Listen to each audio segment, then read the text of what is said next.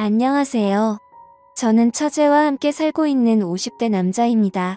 어쩌다 처제와 이렇게 함께 살게 되었는지 궁금하신 분들이 많을 것 같습네요. 처음부터 처제와 같이 살게 된 것은 아니었고, 그 전까지는 집사람과 함께 둘이 알콩달콩 살아가고 있었습니다. 저와 집사람은 대학생 때 처음 서로를 알게 되었고, 그때 당시 저는 재수생이었습니다. 공부를 못했다기보다 집에 좋지 않은 일이 있어서 그 당시 대학교를 꿈도 꾸지 못했죠. 아버지의 사업이 넘어가서 빚쟁이들에게 쫓겨다니느라 집을 계속해서 바꿔서 도망다니기 바빴었습니다. 대학교 지원은커녕 고등학교도 제대로 나가지 못해서 출석 일수가 부족해 혹시나 졸업도 못할까봐 전전긍긍하며 지냈었네요. 그래도 다행히 아버지의 지인들께서 도와주셔서 반년 만에 어느 정도 상황은 나아졌었죠.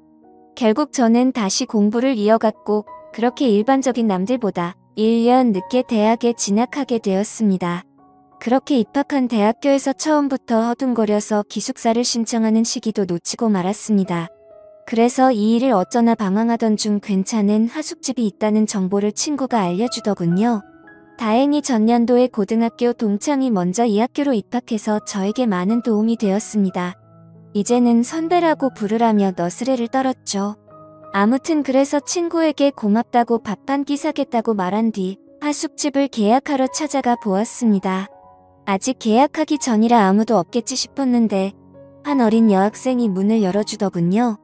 순간 놀라서 당황하며 아무 말도 못하고 있자 여학생은 저에게 말을 걸었습니다. 하숙집 보러 왔어요? 고개를 끄덕거리자 뒤돌아 큰 목소리로 엄마 하고 외치더군요. 순간 하숙집 딸이구나 라는 것을 알게 되었습니다. 반가워요. 우리 엄마가 하는 곳이라서 그렇게 하는 말이 아니라 진짜 여기만큼 가격 대비 깨끗하고 음식 잘 나오는 곳 없거든요. 라고 싱긋 웃으며 말을 하더군요. 악수를 건네는 당당한 여학생의 모습에 저는 첫눈에 반해버리고 말았습니다. 마치 어른처럼 세련되고 자연스럽게 손을 내미는 여자는 난생 처음 보았거든요. 저는 그렇게 홀린 듯 하숙집을 계약하게 되었습니다. 알고 보니 여학생은 저와 같은 그해의 신입생으로 같은 학교를 다니게 되었다고 하더라고요. 게다가 우연인지 인연인지 그녀와 저는 전공마저 똑같아서 급속도로 친해지게 되었죠. 제가 재수한 사실을 알고 오빠라고 부르는데 행동은 저보다 훨씬 어른스러워서 참 신기했어요. 하숙집 맨 위층은 주인 아주머니와 여학생 그리고 그 여학생의 여동생까지 셋이 살고 있었습니다. 그녀와 저는 점점 친해져갔고 이야기를 나누던 중 제가 재수한 이유에 대해서 궁금해하길래 솔직히 말해줬죠. 아버지의 사업 때문이라며 조금은 원망스럽다는 투로 이야기하자 그마저도 부럽다고 하더라고요. 자신은 태어났을 때부터 아버지가 없어서 한 번이라도 아빠의 정을 느껴보고 싶다고 말을 했습니다. 그 말을 듣는 순간 제가 불평불만을 했던 사실이 부끄러워지더라고요.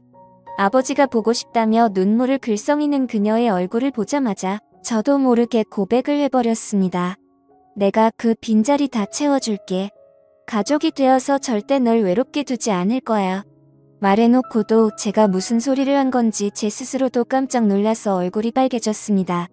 그런 저를 빤히 보더니 귀엽다는 듯 오히려 제 머리를 쓰다듬으며 말하더군요. 앞으로 얼마나 잘하나 지켜볼 테니 한번 노력해봐요. 그녀의 말에 그게 대체 무슨 뜻이냐고 수락인지 거절인지 다시 한번 물어봤죠. 여유있게 웃으면서 맞춰보라는 그녀와 허둥지둥대며 새빨개진 저는 그날 연인이 되었습니다. 그녀가 바로 지금의 집사람이죠. 그때 당시의 처제는 나이가 너무 어려서 생각이 잘 나지 않습니다. 기억을 더듬어 보면 늘 하숙집 아주머니 앞치마 끝자락을 꼭 잡고 서 있던 것 같아요. 제법 나이 차이가 나는 두 자매였죠. 집사람이 20살일 때 처제는 6살이었습니다. 아버지가 일찍 돌아가셨는데 처제는 어떻게 존재하는지 묻고 싶었지만 그 당시에는 왠지 물어보면 안 될 것 같아서 물을 수 없었어요. 장모님께서 잠시 만나셨던 남자에게서 생긴 아이라는 건 나중에 알게 된 사실이었습니다. 그러나 처제가 태어날 때쯤 이미 헤어지고 연락이 되지 않아서 장모님께서 혼자 키우셨다고 하더군요.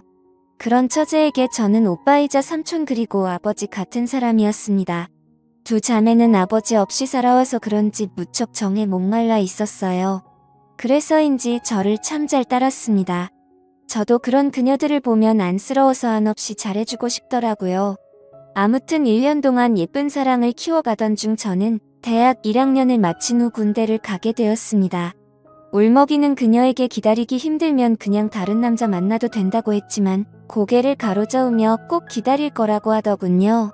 솔직히 저는 기대하지 않았습니다. 제 주변에도 군대를 가면 99% 고무신을 거꾸로 신는다는 이야기밖에 없었기 때문에 진작부터 마음을 비우게 되더라고요. 기다리면 고맙지만 그렇지 않더라도 원망하지 않겠다는 마음이었죠. 그래서 첫 번째 휴가를 나왔을 때 그녀에게 연락이 오지 않았어도 조금은 서운할 뿐 그럴 수 있다고 생각했습니다. 하숙집을 찾아가 볼까 생각도 했지만 괜히 미련 떠는 것을 보여주고 싶지 않아서 그냥 복귀를 했습니다. 두 번째 휴가를 나왔을 때에도 깜깜무소식이었습니다. 저는 그래서 이제 아예 끝났구나 싶었죠. 그러던 어느 날 부대로 누군가 면회를 왔다고 하는 것입니다. 혹시 그녀일까 싶어서 서둘러 갔더니 그곳에는 전혀 예상치 못했던 여자가 앉아 있었습니다. 바로 장모님이었죠. 왜 여기에 혼자 오셨냐고 물으니 펑펑 울면서 자기 딸 좀 말려달라고 하는 것입니다. 그래서 저는 영문도 모른 채 어리둥절할 뿐이었죠. 정황상 제가 차인 건데 대체 뭘 말려달라는 건지 모르겠다고 하자 제 가슴을 치시며 화를 내셨습니다.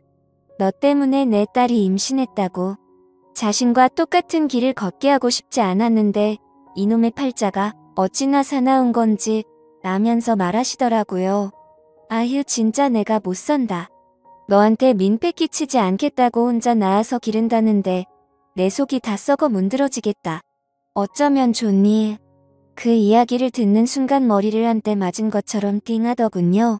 그녀는 제 예전 한마디 때문에 임신 사실을 숨긴 것입니다. 입대 전 그녀와 술을 마실 때 제가 무심코 한 말이 있었거든요. 난 우리 아버지처럼 자식들 고생시키기 싫어. 가진 것도 없는데 무작정 애를 낳으면 어떡해. 애들이 뭐 그냥 알아서 쑥쑥 크는 줄 아는데 진짜 답답해 죽겠다. 난 절대 돈 없이 애들 키우지 않을 거야. 내 능력이 되기 전까지 아이를 가질 생각도 안 할 거고. 만약 내가 돈을 많이 못 벌잖아. 난 그럼 아이를 갖지 않을 거야. 제가 술 기운에 짓거린 그 말들 때문에 저에게 임신 사실을 알리지도 못하고 혼자 전전긍긍하다가 숨어버린 것이었죠. 저는 너무 미안해서 눈물이 흘렀습니다. 미련한 저 때문에 마음고생을 시켜서 정말 속상했습니다. 그 다음 휴가를 나가자마자 그녀를 찾아가서 무릎을 꿇었습니다. 어느덧 봉근 나온 배를 황급히 감추며 당황해하더군요. 너에게 불안감을 줘서 너무 미안해. 우리 결혼하자. 지금처럼 마음 아픈 일 한평생 없도록 노력할게. 정말 잘할게. 제 고백에 그녀는 아무 대답도 않고 가만히 눈을 감고 서 있다가 고개를 끄덕였습니다. 그렇게 저는 아빠가 되었고 남편이 되었습니다. 저의 부모님은 저를 크게 혼을 낼 줄 알았는데 기왕 이렇게 된 거 어떻게 하냐며 남자답게 책임지라고 하시더군요. 다행히 반대하는 사람 없이 행복하게 우리는 결혼할 수 있었습니다. 군인일 때 결혼식을 올리기도 조금은 애매해서 제대를 한 후 진행하기로 했습니다. 집사람도 배가 점점 불러와서 차라리 아이를 낳고 웨딩드레스를 입고 싶다며 그때 가서 식을 올리는 게 좋다고 하더군요. 휴가 나온 날 혼인신고를 미리 하러 동사무소에 가는데 참 기분이 싱숭생숭했습니다. 내가 유부남이라니. 곧 우리를 쏙 닮은 아이가 생긴다니 정말 믿겨지지 않았죠. 무사히 출산을 하고 휴가 때마다 커가는 아이의 모습을 보며 혼자 육아를 담당하는 집사람에게 참 미안하고 고마웠습니다. 장모님도 많이 도와주셔서 다행이라고 생각이 들었어요. 이제 막 초등학교에 올라간 처제는 마치 자신의 동생이 생긴 것 같다며 좋아했죠. 언니이자 이모가 된 처제는 어린 나이에도 스스로 나서서 분유도 먹이고 기저귀도 갈아주는 등 그 나이 때의 아이들과 달리 기특한 모습을 보였습니다. 제대 후 우리 둘 다 아직 학생의 신분이라서 졸업 전까지 장모님네 하숙집에서 신세를 지기로 했어요. 대신 제 방은 예전 그 하숙생들의 방이 아닌 맨 위층 집사람의 방에서 같이 지낼 수 있었습니다. 변변찮은 신혼집 하나 마련하지 못해서 미안하다며 취직하자마자 제일 먼저 집을 마련하자고 집사람과 굳게 다짐했습니다. 전 그렇게 졸업을 하고 취직을 했습니다. 처음엔 작은 원룸을 얻어 월세부터 시작했어요. 그 뒤로는 알뜰살뜰 저축을 해서 투룸으로 옮겼고 몇 년 후에는 전세금을 모을 수 있었습니다. 만약 서울이면 엄두도 못 냈을 텐데 지방 도시라서 그나마 가능했던 것 같네요. 그렇게 알콩달콩 살아가고 있을 무렵 불행의 시작을 알리는 전화벨이 울렸습니다. 웬만하면 근무 시간에 전화를 잘하지 않는 집사람인데 대체 무슨 일이지 싶어서 전화를 받았습니다.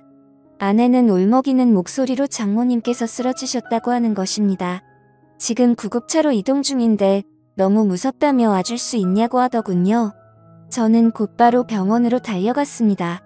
그곳에서는 우리 딸과 처제를 부둥켜 안고 울고 있는 집사람이 있었죠. 그날 그렇게 허망하게 장모님께서는 갑작스러운 심근경색으로 세상을 떠나셨습니다. 몇 명 오지 않는 장례식에서 집사람은 숨 넘어가듯 울다가 몇 번이나 혼절했는지 모릅니다. 아버지 없이 자라서 20대의 어머니까지 잃는 슬픔은 감히 제가 헤아리지 못할 정도였죠. 안타까운 그 모습을 보며 저는 우리 집사람과 우리 딸 그리고 처제까지 내 손으로 지켜야 한다고 결심했습니다. 이후 집사람도 결심한 듯 자신도 일을 하겠다고 하더군요. 4명의 식구가 먹고 살려면 할 수 없다면서 말이죠. 처제도 일찍부터 철이 들어서 학교를 마치고 집에 와서 딸을 봐주겠다고 했습니다. 집사람은 대학교를 겨우 졸업했지만 임신과 출산을 하느라 학점이 그리 좋지 못했고 졸업 후 취업 활동도 없었기 때문에 평범한 회사에 들어가긴 무리였습니다. 하는 수 없이 다른 일을 알아보게 되었죠. 마트 계산원부터 식당 서빙 주방 참모까지 말 그대로 닥치는 대로 일을 하더군요. 그렇게 흘러간 세월이 벌써 30년입니다. 그 사이 많은 변화가 있었죠. 우리 딸은 무럭무럭 바르게 자라서 심지가 곱고 바른 청년을 만나 결혼을 하게 되었습니다. 특이한 점이 있다면 사위가 우리나라 사람이 아닌 것이었죠. 딸은 한국에 잠시 놀러온 독일 청년을 만나 사랑에 빠졌고 그렇게 둘은 결혼을 하게 된 것입니다. 그래서 현재 딸은 독일에서 사위와 거주하고 있고 1년에 한 번씩 한국에 놀러오고 있고요. 처제도 결혼을 하긴 했었습니다. 직장 동료와 만나서 결혼을 했는데 생각보다 결혼 생활이 순탄치는 않았던 것 같았습니다. 자주 싸우고 우리 집에 와서 자고 가는 날이 많길래 집사람과 저는 늘 처제를 걱정했습니다. 대체 무엇 때문에 그리 싸우냐고 물어봐도 걱정하지 말라며 그냥 사랑 싸움이라고 웃고 넘기는데 어떻게 그럴 수 있나요? 딸 같은 마음으로 자꾸 신경이 쓰였습니다. 그러던 어느 날 아내가 심각한 표정으로 제게 말하더군요. 아내가 아무 생각 없이 화장실을 열었는데 그 안에 처제가 샤워를 하고 있었답니다. 그런데 아내는 자신의 눈을 의심했다고 하더라고요. 황급히 몸을 감추는 처제의 팔을 잡아서 자세히 살펴봤는데 팔다리를 제외한 복부와 등에 온통 시퍼런 멍자국이 가득했답니다. 알고 보니 술만 마시면 상습적으로 손을 올리는 인간 같지 않은 놈이었던 거죠. 저는 순간 눈이 돌아서 그 놈을 잡아야겠다며 달려나가려 했지만 집사람과 처제가 저를 말리더군요. 그렇게 감정적으로 하면 똑같은 사람이 된다며 말이죠. 그래서 하는 수 없이 그러진 못하고 아내와 함께 처제가 살던 집으로 향했습니다. 술을 마시고 골아 떨어져 있는 그 놈을 뒤로하고 처제의 옷과 짐들을 대충 싸서 들고 나왔습니다. 변호사 비용은 얼마든지 대줄 테니 지금 당장 방언 가서 진단서를 떼고 이혼할 준비를 하라고 했습니다. 그렇게 그날 이후 처제는 이혼을 준비하게 되었던 거죠. 처제에게 왜 진작 이혼하지 않고 있었냐 물어보니 이혼하면 갈 곳이 없는데 어릴 적 신세를 졌었던 우리 집에 또다시 신세를 지고 싶지 않았다고 합니다. 미안해서 차마 그럴 수 없다고 하더군요. 무슨 소리냐며 우린 가족이니 절대 그런 걸로 기죽지 말고 불편하게 생각하지 말라고 다독였습니다. 그렇게 처제의 이혼은 마무리되었고 우리 셋은 한 집에 살게 되었네요. 그 놈과 헤어지기 전부터 마음고생이 심했는지 갈수록 말라가는 처제가 안쓰러웠습니다. 같이 살게 되었으니 맛있는 음식도 넉넉히 먹이며 건강을 되찾게 하고 싶었습니다. 그런데 자꾸 식욕이 없다며 음식을 잘 먹지도 않더군요. 워낙 어릴 적부터 소화를 잘 못 시켰던 처제라서 스트레스 때문에 그런가 보다 생각을 했습니다. 그러던 어느 날 화장실만 갔다 하면 남몰래 구토를 하는 모습을 보게 되었고 사태의 심각성을 깨닫게 되었습니다. 혹시 섭식장애인가 싶어서 병원에 데려갔는데 의사는 고개를 갸우뚱하며 더 큰 병원에서 검사를 받자고 하더군요. 처제는 별일 아닐 거라고 했지만 저는 겁이 덜컥 났습니다. 바로 다음날 대학병원에 가서 검사를 받았고 결과를 받아든 순간 모두가 좌절에 빠지고 말았습니다. 처제는 위암 말기였던 거죠. 왜 진작 병원에 오지 않았냐는 의사의 말에 가족 모두 아무 말도 할 수 없었습니다. 다행히 암세포가 복강 안에만 퍼져서 수술이 가능하다고 하더군요. 먼저 항암 치료로 종양의 크기를 줄이고 수술을 진행한 뒤 다시 항암제를 투여하기로 했습니다. 남몰래 토하던 처제는 이제 하루에도 몇 번씩 구토를 하기 시작하더라고요. 밀려오는 고통과 구역질을 참지 못하고 침대에서 일어나지도 못한 채 구토를 하는 처제의 모습에 정말 너무나도 가슴이 아팠습니다. 낮에는 집사람이 병간호를 하고 밤에는 제가 자리를 지켰습니다. 하루에도 몇 번씩 침대 시트를 전부 빨아야 하는 상황이었지만 어떻게든 희망을 버리지 않고 간호를 했죠. 대부분의 말기 환자가 1년 내에 사망한다고 하더군요. 그 말을 듣고 1년이 가까워질수록 하루하루 아침마다 살아있는 것에 감사드리고 지냈습니다. 그래서 어떻게 됐냐고요? 그렇게 감사하며 지낸 지 올해로 3년째입니다. 병원에서는 가족의 힘이라고 기적이라고 봐도 좋다고 하더군요. 하지만 5년 생존율은 5%도 안 된다고 하니 안심하지 말고 매일같이 최선을 다해서 돌보고 있습니다. 남들이 들으면 왜 그렇게 최선을 다하냐고 묻더군요. 글쎄요. 어린 나이에 투병 생활을 하는 것이 안쓰러운 것도 있고 타국에 있는 딸과 겹쳐 보여서 그런 것도 있는 것 같습니다. 어찌 보면 내 딸보다 더 오랫동안 함께한 처제이니 그럴 수도 있겠더군요. 힘들지 않냐고 묻는 분들도 주변에 많지만 저는 딱히 힘들다고 생각하지 않습니다. 초반에는 조금 힘이 들기도 했지만 이제는 익숙해서 아침에 이를 닦고 밤에 이부자리를 펴듯이 하나의 습관이 된 것 같습니다. 제가 바라는 점은 딱 한 가지입니다. 하루라도 빨리 처제가 완치되는 것이죠. 완치까지는 아니더라도 더 이상 전이가 되지 않길 바랄 뿐입니다. 그래야 우리 집사람도 웃을 수 있고 저도 웃을 수 있으니까요. 저희 가족과 같은 가족분들 모두 힘내시고 기운 내시길 바랍니다. 희망을 버리지 않는 한 행복은 항상 우리 곁에 있으니까요. 감사합니다.